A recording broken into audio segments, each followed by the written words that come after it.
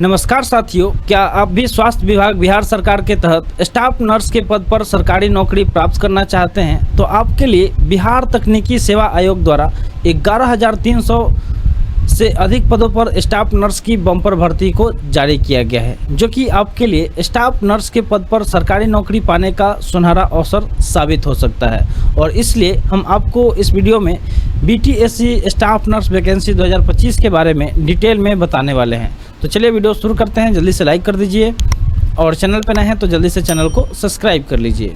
तो सबसे पहले हम बात करने वाले हैं इंपॉर्टेंट डेट्स के बारे में कि यहाँ पे इंपॉर्टेंट डेट्स क्या रहने वाले हैं। तो BTSC staff nurse online form का जो स्टार्ट डेट था वो 25 अप्रैल 2025 था, यानी कि 25 अप्रैल को इसका विंडो शुरू हुआ था अप्लाई करने के लिए। और जो लास्ट डेट रखा गया था वो रखा गया था 23 मई 2025 को। ठीक है, तो 25 अप्रैल को शुरू किया गया था और 23 मई तक चला था, लेकिन बाद में क्या हुआ कि फिर से इसको रीओपन किया गया है। और ये जो रीओपन किया गया है ये 7 जून 2025 से लेकर ये चलेगा 23 जून 2025 तक। ठीक है, इसके बारे में आपको ध्यान रखना है कि 23 जून ही लास्ट डेट है। तो अगर आपने अभी तक अप्लाई नहीं किया है और दोबारा से आपको मौका दिया जा रहा है तो जल्दी से अप्लाई कर लीजिएगा। इसके एडमिट कार्ड और रिजल्ट की बात करें तो अभी तक इसके बारे में कोई जानकारी नहीं दिया गया है। जैसे ही कोई नोटिफिकेशन आएगा आपको बता दिया जाएगा। अब हम बात कर लेते हैं इसके एप्लीकेशन फ़ी के बारे में। तो एप्लीकेशन फ़ी यहाँ पे दो देखने को मिल रहा है, एक है 600 रुपये का और दूसरा यहाँ पे 150 रुपये का। तो चलिए समझ लेते हैं कि ये जो 600 रुपये है वो किन किन को पे करना है और 150 रुपये किन किन को देना है।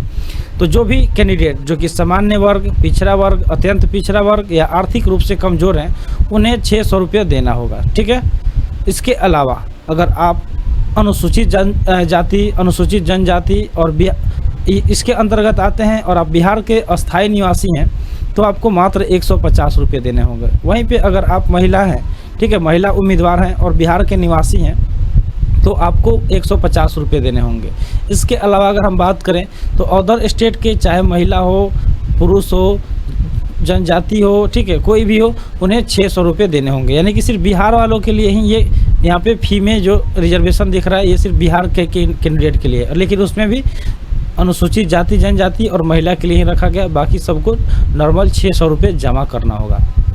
अब हम वैकेंसी के बारे में बात कर लेते हैं कि वैकेंसी यहाँ पे कितना दिया गया है। तो टोटल जो वैकेंसी है 11,389 पद पर वैकेंसी है, जिसमें अनारक्षित पद के लिए 3,134 है, आर्थिक रूप से कमज़ोर वर्ग के लिए 784 है, अनुसूचित जाति के लिए 2,853 वैकेंसीज है, अनुसूचित जनजाति के लिए 121 है, अत्यंत पिछड़ा वर्ग के लिए 3,117 है, पिछड़ा वर्ग के लिए 933 है और पिछड़ा वर्ग की महिलाओं के लिए 447 वैकेंसीज है।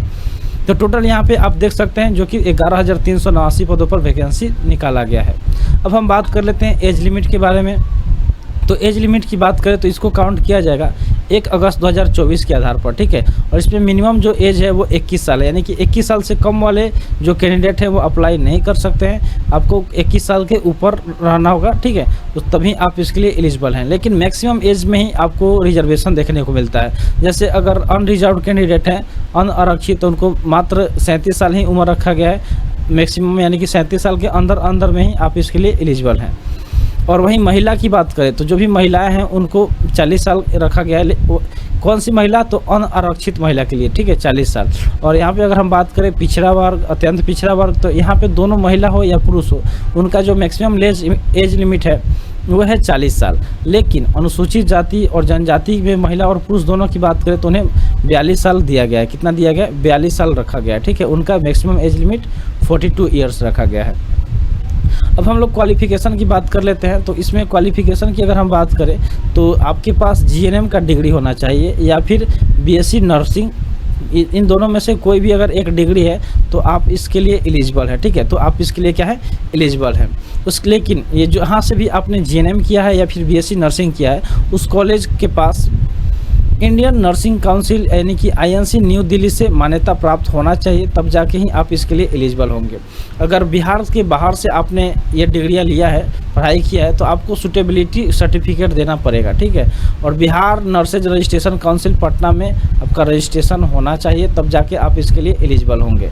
अगर नोट यहाँ पे देखें तो सेम चीज़ दिया गया है कि आप इसके में जो जीएनएम है, ठीक है, जीएनएम के साथ साथ बीएससी नर्सिंग का डिग्री आपके पास होना चाहिए। ठीक है, तभी आप इसके लिए एलिजिबल हैं, चाहे आप जीएनएम हो या फिर क्या बोलते हैं और लगा दीजिए, या फिर बीएससी नर्सिंग, दोनों में से कोई एक रहेगा तो आप इसके लिए एलिजिबल हैं। अब हम बात कर लेते हैं डॉक्यूमेंट्स के बारे में कि आप जब फॉर्म अप्लाई करेंगे तो यहाँ पे कौन कौन से डॉक्यूमेंट मांगे जाएंगे। तो आपसे मांगे जाएगा 10th का, ठीक है, 10th का जो भी डॉक्यूमेंट है वो देना होगा। 10th 12th तो आपको देना ही देना है। उसके अलावा जीएनएम का डिग्री होना चाहिए या फिर बीएससी नर्सिंग, अगर दोनों में से जिसका डिग्री है उसका आपके पास अंक पत्र यानी कि मार्कशीट होना चाहिए। उसके अलावा आपके पास उसका प्रोविजनल सर्टिफिकेट होना चाहिए। और हमने आपको बताया भी कि अगर आप बिहार परिचारिका निबंधन परिषद में अगर रजिस्ट्रेशन कराएंगे तो उसका भी सर्टिफिकेट आपको प्रमाण पत्र देना होगा, ठीक है। उसके बाद इंडियन नर्सिंग काउंसिल से जो मतलब बिहार राज्य के बाहर जो भी अवस्थित संस्थानों से का जो भारतीय उपचार्य परिषद है वहाँ से दिल्ली से अभ्यर्थी के सत्र से अभियोक्ता का प्रमाण पत्र चाहिए। यानी कि अदर स्टेट से अगर आपने पढ़ाई किया है तो आपको जाके दिल्ली का जो मतलब ये ऑफिस है वहाँ से आपको सर्टिफिकेट लेना होगा। इसके अलावा अगर आप रिजर्वेशन के अंतर्गत आते हैं तो आपको जाति प्रमाण पत्र देना होगा। क्रीमी लेयर रहित जो प्रमाण पत्र जिनका लगता है उन्हें ये देना होगा। और जो ईडब्ल्यूएस के कैंडिडेट हैं यानी कि इकोनॉमिक वीकर सेक्शन वाले, तो उन्हें भी ईडब्ल्यूएस सर्टिफिकेट देना होगा। ये सारी चीज़ समझ में आ गया। और हैंडीकैप्ड वाले जो यानी कि दिव्यांग हैं उनको देना होगा दिव्यांग प्रमाण पत्र। और लास्ट में आपका ये जो कार्य अनुभव प्रमाण पत्र भी देना पड़ेगा। ये जो कार्य अनुभव है इसका आपको 25 मार्क्स मिलने वाला है, तो ये भी आपको ध्यान में रखना है कि यहाँ, क्योंकि ये जो 25 मार्क्स है ये काफ़ी ज़्यादा हेल्प करेगा आपके सिलेक्शन में। चलिए आगे बढ़ते हैं, एग्ज़ाम पैटर्न को समझ लेते हैं। तो ये जो एग्ज़ाम है टोटल 100 नंबर का होगा, ठीक है। 100 प्रश्न इसमें पूछे जाएंगे। और ये जो होगा MCQ, ठीक है, MCQ टाइप क्वेश्चन पूछा जाएगा। और इसमें जो क्वेश्चन होगा तो क्वेश्चन का जो लैंग्वेज होगा वो हिंदी व इंग्लिश दोनों भाषा होगा, ठीक है। यानी कि अगर आप हिंदी पढ़ना में सूटेबल हैं तो हिंदी में देख के आप आंसर दीजिए, या इंग्लिश में है तो इंग्लिश में देख के दीजिए, ठीक है। यानी कि बाईलिंगुअल में क्वेश्चन पेपर अवेलेबल कराया जाएगा। और अगर जीएनएम की बात करें तो जो इसका सिलेबस होगा, ठीक है, यानी कि क्वेश्चन का जो सिलेबस क्या होगा तो जीएनएम का जो सिलेबस है, ठीक है, जीएनएम के बेस पर जो सिलेबस होगा उसी बेस पर क्या यहाँ पे क्वेश्चन पूछा जाएगा। और ये जो एग्ज़ाम होगा ऑनलाइन होगा, यानी कि सीबीटी मतलब होता है कंप्यूटर बेस्ड टेस्ट होगा। और ये अलग अलग पालियों में इसका आयोजन कराया जाएगा, यानी कि जो इसका अलग अलग शिफ्ट में कराया जाएगा। तो अगर अलग अलग शिफ्ट में कोई भी एग्ज़ाम कराया जाता है तो उसमें एक चीज़ देखने को मिलता है, वो होता है नॉर्मलाइजेशन, ठीक है। नॉर्मलाइजेशन देखने को मिलता है। और नॉर्मलाइजेशन से क्या होता है कि मान लीजिए कि अलग अलग शिफ्ट में क्या होता है कि किसी शिफ्ट में क्वेश्चन का लेवल हार्ड हो गया तो किसी शिफ्ट में क्वेश्चन का लेवल क्या होता है कि थोड़ा सा नॉर्मल हो जाता है, ठीक है, सिंपल हो जाता है। जिस वजह से क्या होता है कि नॉर्मलाइज करके ही इसका रिजल्ट जारी किया जाता है। तो यहाँ पे भी नॉर्मलाइजेशन देखने को मिल रहा है, ठीक है।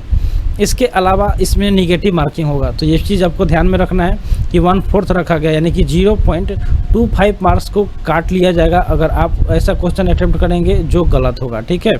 तो ये चीज़ ध्यान में रखना है। तो आप सही, अगर मान लीजिए सही क्वेश्चन एक करते हैं और उससे आपको मिलता है 1 नंबर, और एक क्वेश्चन आप गलत कर देते हैं तो इसमें से कट जाता है 0.25।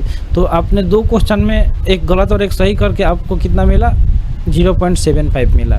तो ये चीज़ आपको ध्यान में रखना है कि जो भी अगर पॉजिटिव यानी कि सही क्वेश्चन का आंसर जो मार्क्स है उसको नहीं गंवाना है गलत आंसर अटेम्प्ट करके, ठीक है। और इसका फाइनल जो रिजल्ट होगा वो किस पे बेस्ड होगा, तो सामान्यीकरण यानी कि नॉर्मलाइजेशन के पे बेस्ड रहेगा। नॉर्मलाइज करके ही आपका रिजल्ट जारी किया जाएगा।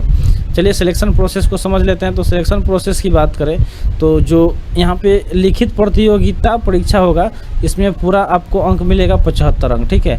और उसके बाद जो कार्य अनुभव प्राप्तांक होगा वो होगा 25 अंक। तो दोनों को मिला के टोटल जो होगा 100 अंक का ये परीक्षा है, ठीक है। 100 अंक के बेस पे ही सिलेक्शन होगा आपका। अप्लाई करना होगा तो आप ऑनलाइन इसके ऑफिशियल वेबसाइट पर जाके अप्लाई कर सकते हैं। अगर आपको अप्लाई करने में दिक्कत होता है, ठीक है, तो आप अगर अप्लाई करने में आपको दिक्कत होता है, आप अप्लाई नहीं कर पाते हैं, तो आप अपने नज़दीकी साइबर कैफ़े में जाइएगा, ठीक है। नज़दीकी साइबर कैफ़े में जाके वहाँ से अप्लाई करा लीजिएगा और वहाँ पे जो भी पैसा होगा आप उसको दे दीजिएगा। लेकिन प्रिंट आउट ज़रूर लेकर रख लीजिएगा फ्यूचर के लिए, क्योंकि प्रिंट आउट रखिएगा तभी आप एडमिट कार्ड वगैरह निकाल पाइएगा। तो ये चीज़ ध्यान में रखिएगा। आई होप आपको जो भी चीज़ यहाँ पे बताई गई है समझ में आ गया होगा। तो आज के लिए इतना ही, मिलते हैं फिर अगले वीडियो में। Thanks for watching. जय हिंद।